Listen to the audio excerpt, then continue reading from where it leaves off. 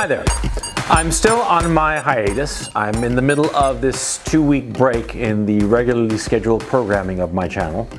But I figured that this would be a great opportunity to step aside and allow some emerging voices to be heard in that very pretentious way that leftists have of saying things. See, when I was starting out, there were a couple of bigger channels. I'm thinking specifically of the Iconoclast and Aiden Paladin, who were very, very helpful to me, and they invited me to put up guest posts on their channel.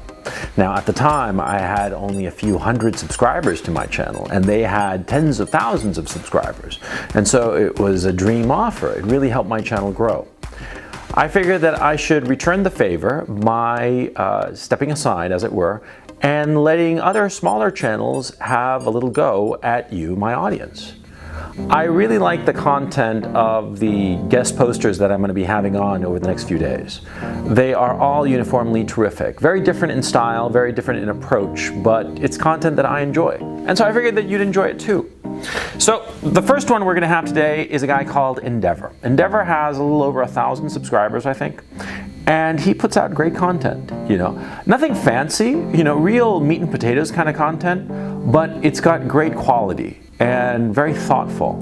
And I, for one, enjoy it tremendously. I think that he's going to do very well. And so I figured that, might as well get on the ground floor and claim a little credit for the success that this guy is going to have. So without further ado, I present to you Endeavour.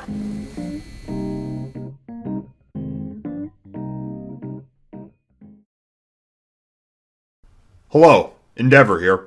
As you know, Coach Red Pill's on vacation this week, so he's asked me to do a video for him while he's gone. If you like this video, you can check out my channel afterwards. It'll be linked down below. Enjoy.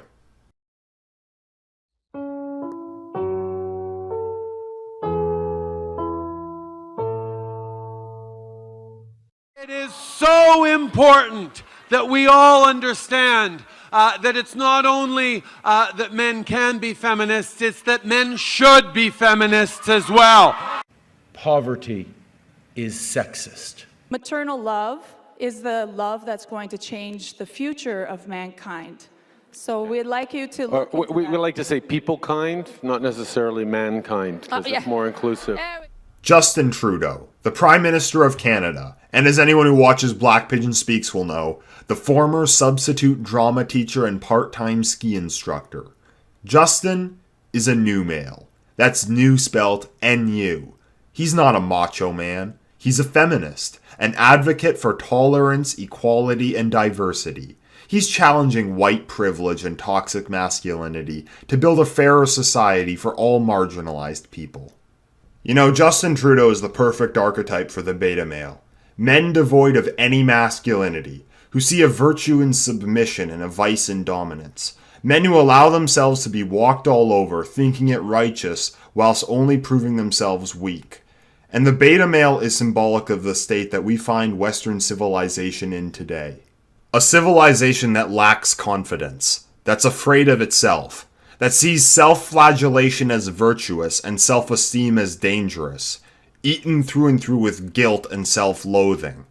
And it's in this West that beta males like Justin Trudeau have risen to the top, because today, Western man has become a beta male. He's a far cry from his ancestors, the Vikings, the Templars, the Spartans. How did Western man, once the alpha of the world, become a lowly beta male? Well, we have to consider what man's purpose is in nature. It's man's nature to be an alpha, to be a leader. It was up to him to gather resources to provide for his family and to defend his land from invaders. He would have to brave the elements to hunt for food, and in times of war, it was the man that went off to fight. And this required men to be tough. He needed to be tough to survive. This is what civilization was built for in the first place, to make survival easier. Civilization allowed for men to band together, to farm, to build permanent settlements, to create enterprise, and to form an army to defend their civilization. And there was no better man at this game of civilization than Western man. Europe became the best at enterprise and the best at war. And it was this ingenuity that allowed Europe to become the greatest civilization and to expand across the earth. Only 1 century ago, Western man stood at the top of the world as the undisputed alpha male, having won the game of civilization. But then disaster struck. Western civilization plunged itself into not one, but 2 world wars, which caused levels of destruction unparalleled in history. It's been said by many that the 2 world wars were what made the West lose its self-confidence. But why? The history of Western civilization had been full of war, murder, famine, and disease. Western man had faced every hardship imaginable many times before. Why was it different this time? Because the post-war era brought about something that the West hadn't seen before. It brought about the promise of everlasting peace and prosperity. Once the wars came to an end, the West made a commitment to make the Second World War the last World War. They decided to make a global effort to end all wars. Now, of course, all wars didn't end. There was the Cold War that went on for about 40 years, but nothing ever came from it. The Cold War came to an end, and armed with nuclear weapons and the might of NATO, it appeared as though no force on Earth could ever again pose a threat to the West. The World Wars brought an end to the old order in the West, but the new order was able to bring about prosperity. It was only a few short years until the West was economically as prosperous as ever. And in the decades that followed the war, quality of life reached heights never before thought possible. Everyone could have a house, a car, a television, a mobile phone. Obesity became a bigger problem than malnourishment. Scarcity became a thing of the past. At this point, Western man found himself in a position that he never had before.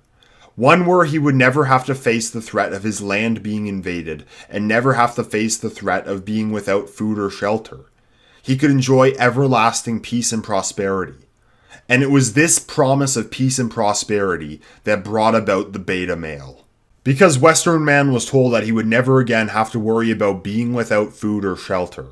He would never again have to worry about his land being under threat of invasion. He no longer had to fulfill his natural responsibilities as an alpha to survive.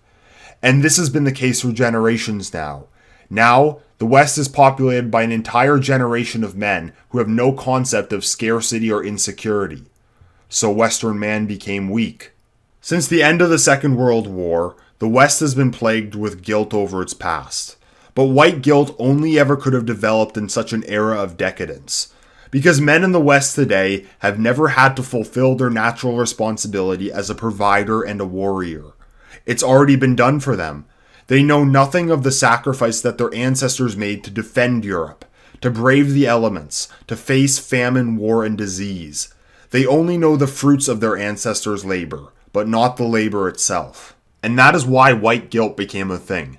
Because Western man today sees himself as unworthy of the seemingly endless peace and prosperity that he has inherited. He sees his position in the world as unjust, because he knows nothing of the struggle that it took to put him there. He has been given an abundance of wealth without any sacrifice, and he has taken that abundance for granted. Western man of the modern day, who knows nothing of the sacrifice that it took the West to get to this point, has developed an unnatural belief in egalitarianism. He wants to bring to others what he has been given. He now sees it as oppressive to be assertive and virtuous to be submissive. He sees the haves as having too much and the have-nots as having not enough. He is completely unable to stand up for himself. He can't say no. Western man has become a beta male. And in this unnatural state, he has lost the natural instinct of civilizational defense. Since Western man of the modern day has never faced a real threat to his land, he has become careless and weak, and his carelessness has put the West in danger yet again. In his weakness and naivety, he has opened his borders to the rest of the world. The beta male that is the modern Western man sees himself as doing what is moral. He thinks that he is doing the right thing by sharing the abundance that he was fortunate enough to inherit. He sees himself as righteous, but in reality he is only foolish. Because the men that he has let in, especially the ones from the Islamic world, they're not beta males. They have experienced scarcity, they've experienced war, and what their ancestors would have fought wars for, they have been handed on a silver platter. The beta male sees himself as bringing about equality, But the beta male is an unnatural creature. As he foolishly hands over the reins of Western civilization to foreigners, he deludes himself into believing that he will be given the same kindness in return. But he will receive no such thing. Because man in nature does not want equality. He wants dominance. There's a saying, strong men create good times. Good times create weak men. Weak men create hard times, and hard times create strong men. Western man was the strong man of the world. He was able to create a civilization more powerful and more prosperous than any seen before in history. And men of the present day are a product of those good times. They have become weak. The good times have taken away their need to fulfill their natural roles as alphas, so they have become beta males. And it's these beta males who have put Western civilization in danger. They've left the gates to the West open and its power and abundance there for the taking. Thanks to these beta males, the West is in store for hard times ahead. But if there's one positive to take away from this story, it's this. The beta male will not last. Once the illusion of everlasting peace and prosperity is gone, man will once again be subjected to his nature. He will again be faced with the struggle of scarcity and insecurity. And through the hard times ahead, a new alpha will rise. Will Western man once again become an alpha like his ancestors before him? Will he come again and defend his land? Will he take charge over the civilization that he has inherited? Or is this the end? Is this where Western man falls and a new alpha takes his place? Because it's alpha males that rule civilizations, and it's beta males that destroy them. Which way, Western man?